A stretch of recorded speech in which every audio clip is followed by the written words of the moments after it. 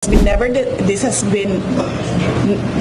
never been discussed with the Australian government. There was never an application with the Australian government. Nagpakalat ng fake news patungkol kay President Duterte ang malalaking mainstream media. Kasi binabalita nila, mga kababayan, na hindi daw po tatanggapin ng Australia itong si President Duterte kung sakaling magkaroon ito ng interim release sa Australia. Ngunit nilinaw po ni Vice President Sara na hindi naman po sila nag-apply o hindi nila kinausap ang gobyerno ng Australia na dito muna si President Duterte sa kanilang bansa kung sakaling maaprubahan ang kanyang interim release. At dalawang bansa po ang sinasabi nilang dinideny daw po si President Duterte.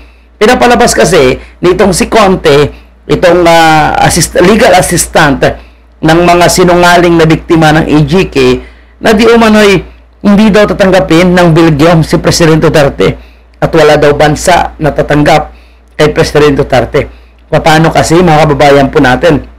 Ultimo, yung bansang Pilipinas na siya po ay isang Pilipino, kabay hindi tatanggapin ng gobyerno nitong si Marcos Jr. Ngunit dito po sa balita patungkol sa Australia, ito po ay pinasinungalingan ni Vice President Sara. At sabi nga ni VP Sara, hindi totoo dahil wala naman silang usapan ng Australia. So ngayon lumalabas na itong mga mainstream media gumagawa na lang ng kwento, no? At mukhang walang malinaw na source kung sino talaga ang nagpalabas nito. Kasi kahit yung gobyerno ng Australia ay hindi rin umano nagsabi ng ganun, mga kababayan. Pakinggan natin yung paliwanag po ni Vice President Sara patungkol dyan. Hasna about the interim release of President Duterte to Australia. This has never been discussed with the Australian government. There was never an application with the Australian government, and there is no intent as well to apply for interim release with the Australian government. Follow-up lang. Aside dun sa ibang case na rin natin lang, kaya that is po what na-express intent na yung case, mag-granted to release, relatives na hanapin siya. Ang na-mention ko lang naman sa previous interviews ko is that merong list of countries na sinulat ang defense team ni dating Pangulong Rodrigo Duterte kung saan nila iniisip na pwedeng mag-apply ng interim release. But hindi yung lisahan na yon ay hindi in-applyan ng interim release. Yan pala, mga kababayan po natin. Baka dyan po sila sumagap ng kanilang marites, no? At ang inakala po nila, yung mga bansa na nilabas na mga listahan, akala nila lahat yun ay in-applyan ng interim release. Pero wala pa palang in-applyan. Kumbaga, yun ang po yung mga possible na pwedeng puntahan ni President Duterte kung sakali siya po ay magkaroon ng interim release.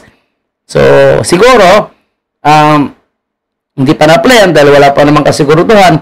At least yung mga bansa na yan ay sila po yung miyembro ng ICC. Kasi isa daw po sa requirements, kung magkaroon ka ng interim release, dapat ang bansa ay member ng ICC. So, sino yung may kasalanan dito, mga kababayan po natin? O baka ito po ay galing naman sa source, yung tagapagsalita, no, ng biktima umano ng mga EJK na yan. Itong si Conte, nakamukha ni Claire Castro. Baka galing sa kanila yung balita. At alam nyo ba, mga kababayan po natin, hindi rin pala miyembro ito ng prosecution, ICC prosecution. Itong si Conte. Kumbaga wala rin itong direct contact, no? Nakikimarites lang din ito sa ICC.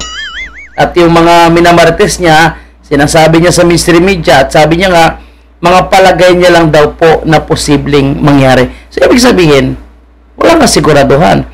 Pero ang mainstream media, binabalita agad. Kaya nitong tinanggihan daw si PRRD sa Belgium, tinanggihan daw si PRRD sa Australia. Meron pa siya ibang bansa na sinasabi na hindi daw tatanggapin si President Duterte. Pero wala pa rin mga application na nangyari. Diba? So, it is wrong to assume na because there is a list, there was an application for interim release to all the countries. No. last na lang, ma'am, yung email na was directed to you, ma'am, or to OVP o sa council ni FPRD? Ang email, I don't know saan galing ang email, but I got a copy. Yung email ng Australia ni certain Hasna of the Australian Foreign Relations and Trade.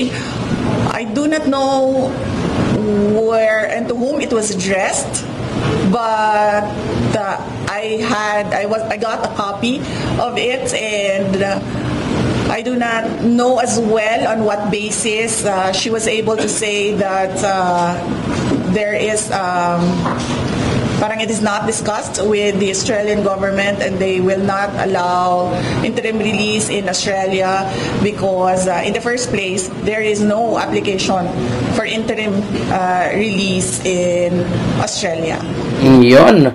So, ibig sabihin, yung mga nagpapalabas nito, mga kababayan po natin, no, ay mga sinungaling. Sila po ay fake news. I think mayroon pa tayong nakita, no? So, parang Belgium ata.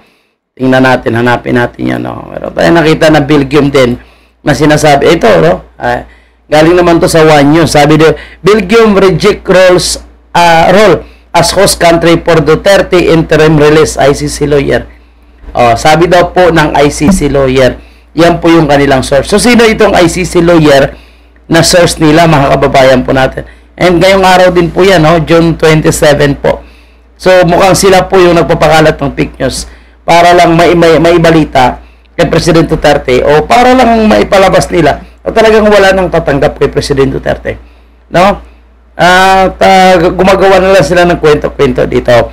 At sinasabi nga ng tagapagsalita nitong si Conte na si PRRD daw po ay negative daw po na magkaroon ng interim release. Kasi pinagtutulungan nila ngayon, mga kababayan natin. Imagine mo si Boying Rimulya, ha?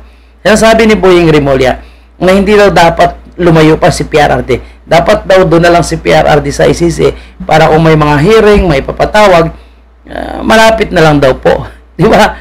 At si Boying Rimulya din mismo nagsasabi, mga kababayan po natin, na gusto niya yung issue ng AGK, hindi na dapat imbestigahan sa Pilipinas.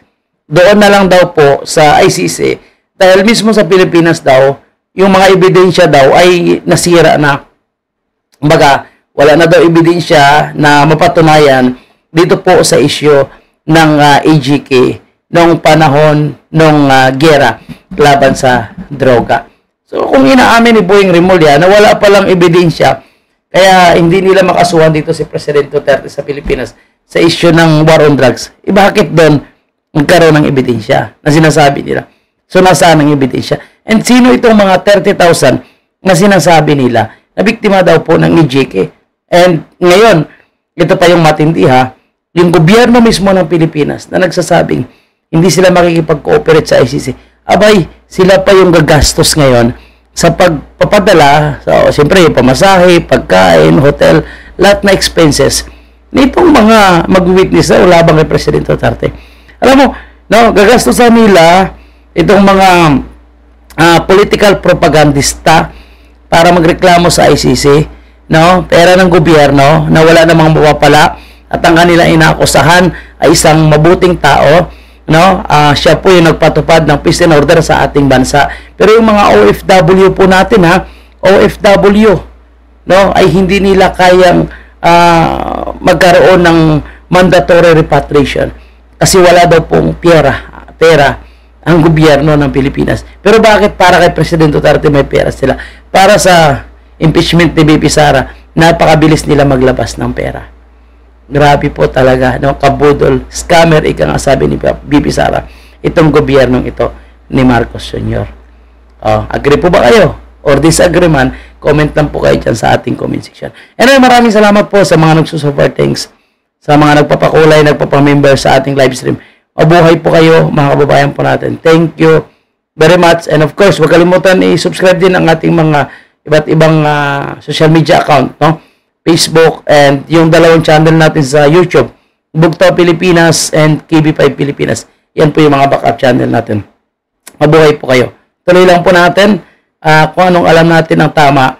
Nagsasalita po tayo ng ganito dahil kailangan natin labanan itong mga pagpapakalat nila ng fake news, disinformation, no, para paniwala ang mga ordinaryong Pilipino sa sinungalingan na gusto nilang ipaniwala para po sa ikakasira ni President Duterte at the same time ni Vice President Sara. Thank you. God bless.